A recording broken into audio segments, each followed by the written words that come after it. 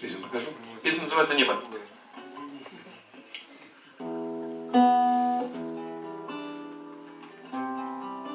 Это как раз посвящение сыну. Небо ночное, небо дневное, в сером дожде или плотном тумане, в нем бытия, измерение иное, может быть этим нас оно манит. Там высоко, между землей и зенитом, место в кабине нет равнодушным, тянет бесстрашных, словно магнитом. Тот океан, что зовется воздушным, нет, невозможно привыкнуть к полету.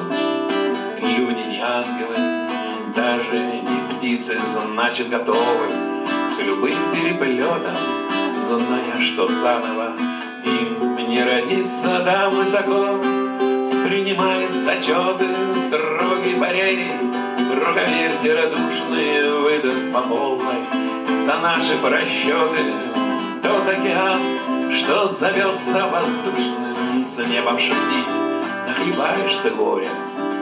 То же, что за нос дергать тигрицу с небом всесильным, можно поспорить, чтобы к желанной цели пробиться. Так сквозь ветра прорывается смело наш самолет, экипажу послушный, ведь покоряется только умелым. Тот океан, что зовется воздушным, видимо, буря крови вкусила, нервы как струны, сердце грохочет. Где же предел человеческим силам? Кто нам ответит? А небо хохочет. Эй, подождите, черти за дверью, нам здесь и так, как в чистилище, душно.